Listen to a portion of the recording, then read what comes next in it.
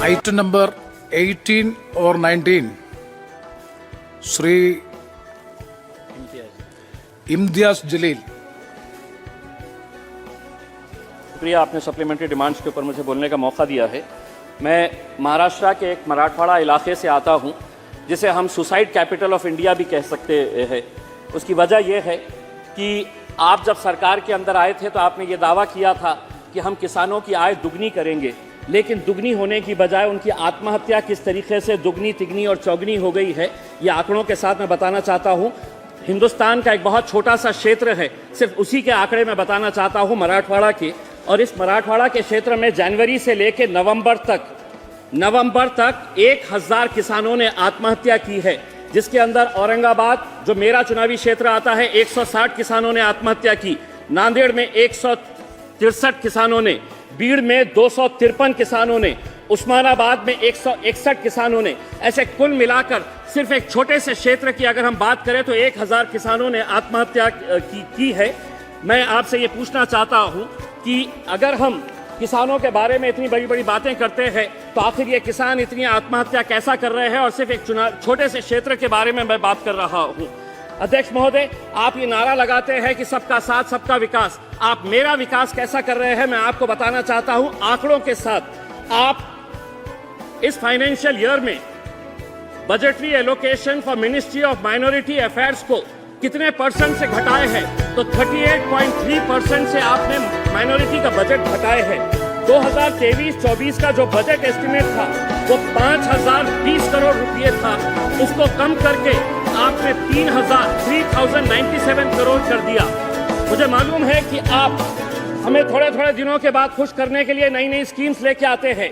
आज 10 स्कीम्स आप कह रहे हैं कि माइनॉरिटीज के लिए हम चलाते हैं, लेकिन उनके लिए फंडिंग, उनके लिए बजट एलोकेशन कैसा घटाया जा रहा है हर साल। आप देखिए, प्री मैट्रिक स्कॉलरशिप 2023-24 में ये बजट पिछले साल 1425 करोड़ रुपए था, अब उसको घटाकर महज 433 करोड़ रुपए कर दिया गया है। और आप जानते हैं कि प्री मैट्रिक स्कॉलरशिप का मतलब यह है कि जो बच्चे स्कूल के अंदर आज सबसे ज्यादा ड्रॉप आउट किसका है, तो हमारे बच्चों का ड्रॉप आउट है आज स्कूल लेवल के ऊपर, और वो स्कॉलरशिप का भी अमाउंट आपने किस हद तक कम कर दिए हैं।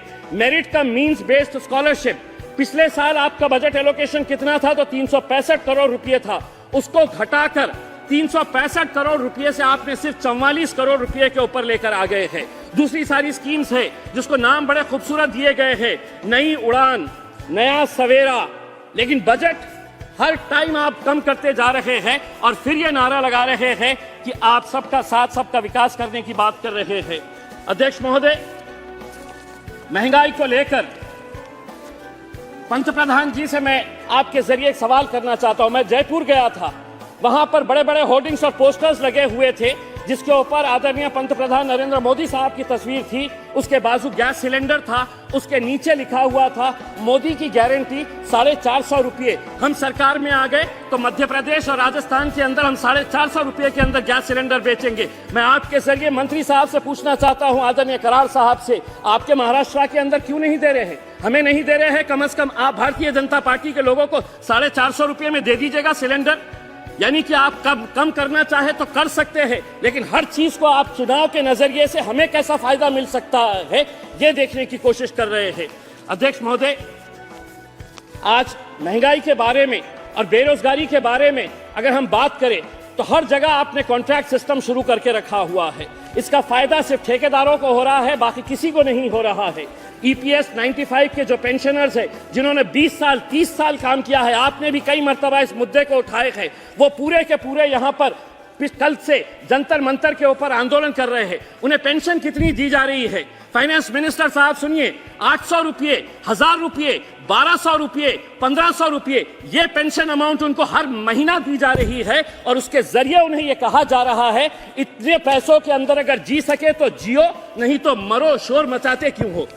दूसरी बात यह है अध्यक्ष महोदय, आप गवर्नमेंट रिसीव्ड, और कुछ आंकड़ों के साथ मैं बताना चाहता हूं, अगर पिछले साल की अगर हम तुलना करें, अप्रैल अक्टूबर 22-23 जीएसटी कलेक्शन अगर पिछले साल की तुलना उसी पीरियड के अंदर अगर इस साल करते हैं तो जीएसटी ड्रॉप हुआ है 7%, इनकम टैक्स का ड्रॉप हुआ है 2%, कॉरपोरेशन का ड्रॉप हुआ है, कॉरपोरेशन टैक्स का 5%।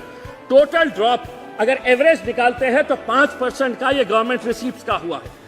उसके तुलना के अंदर अगर एक्सपेंडिचर अगर देखेंगे सेम पीरियड के अंदर तो revenue expenditure less bye 1%, Yes. Capital outlay less bye 4%। तो हमारा आपसे ये कहना है अध्यक्ष महोदय कि इस सप्लीमेंट्री डिमांड्स के जरिए आज डिफेंस के बारे में 11,827 करोड़ रुपए का सप्लीमेंट्री डिमांड रखा गया है। हम आपसे पूछना चाहते हैं आपकी चाइना की पॉलिसी क्या है? 25 पेट्रोलिंग पॉइंट्स हम खो चुके हैं। डेमसोंग हमारे हाथ में है क्या? इसका जवाब आप दीजिएगा। इसके ऊपर खामोश क्यों है? चाइना पॉलिसी के बारे में हमारा क्या है अध्यक्ष महोदय, इसके बारे में बता दीजिएगा, वरना अगर यही हाल रहा तो आगे चलकर हम सियाचिन को भी खो डालेंगे।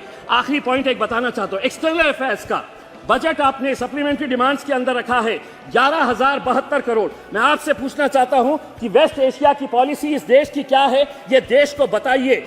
आज हम हिंदुस्तान की सरकार से यह अपील करते हैं कि इस्राइल की हम कड़ी निंदा करते हैं कि फलस्तीनियों के अंदर जो आज 20,000 बच्चों को, सब महिलाओं को जो मारा गया है, 12 लाख लोग बेघर हो गए हैं, जेनोसाइड हो रहा है वहां पर, और हम मदर ऑफ डेमोक्रेसी बनकर बैठे हैं और खामोश बैठे हैं। मैं भारत सरकार से यह अनुरोध करता हूं कि फौरन जल्द से जल्द एक कंडेम करे इसका, और इजराइल गवर्नमेंट को कहे कि फौरन सीज फायर लाया जाए इस मुद्दे के ऊपर। अध्यक्ष महोदय सिर्फ 30 सेकंड का वक्त दीजिएगा।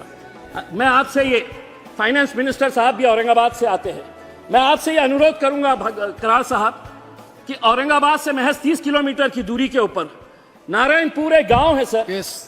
वहां पे 3,335 ऐसे सिर्फ मेरे ही कॉन्स्टिट्यूएंसी, हमारी कॉन्स्टिट्यूएंसी के ऐसे स्कूल्स है कि जहां पर पक्की छत नहीं है, टीन के शेड के नीचे बच्चे पढ़ रहे हैं, और आप ये दावा कर रहे हैं कि एजुकेशन के ऊपर सबसे ज्यादा बजट एलोकेशन इस बार किया गया है। तो ये पैसा जा कहां रहा है, हम आपसे ये सवाल करना चाहते हैं। Thank you very much.